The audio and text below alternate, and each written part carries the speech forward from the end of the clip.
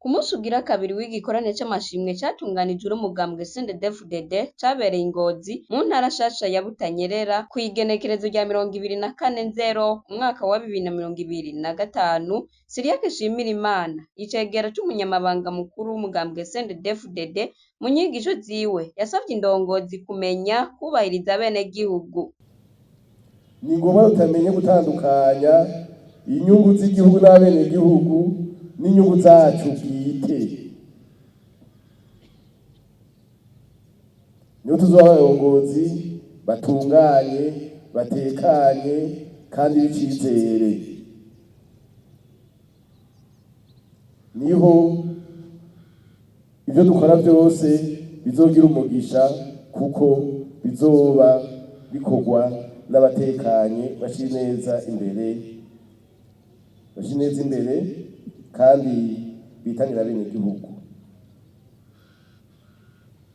Kugira urutonde mu bikorwa, kumenya gufata ingingo tutiriwe turarindira ngo ntibarambwira ico nokora. Tube vy'ukuri abunganira indongozi yacu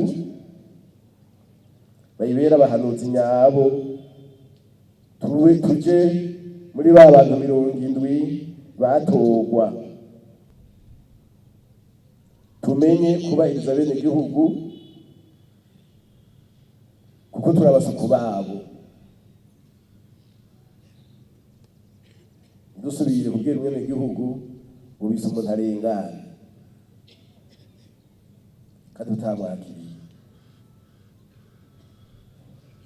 Nitwaheza bene gihugu bazotwubaha batuyoboke. Indongozi itazi gutandukanya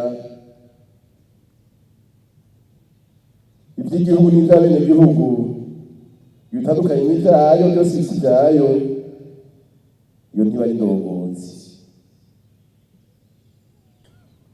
Tugire urutonde mu vyo dukora.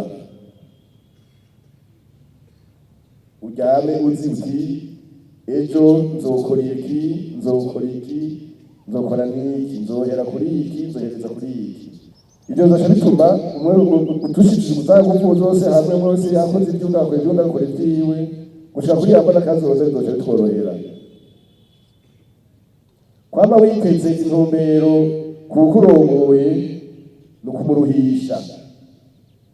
Yabasabye kandi kuba indongozi zirongorwa n'Imana zumva ko zihamagarirwa kwitangira abo zirongoye zikabaja imbere, babe indongozi zidatinya gufata ingingo. Yaciye amenyesha ko kugira discipline ari vyo biheza bikabarongora mu bikorwa vyabo no mu bikorwa vy'igihugu bajejwe, naho ngo kugira umwumvikano mu bagize urugo ngo ni intango ya vyose. Yabasabye ko umwe wese yisuzuma amenye umugwi arimwo, arabe ko ari uzoshika kuri yambona kazoza y'igihugu cifashe mu mwaka wa 2040 giteye imbere mu mwaka wa 2060.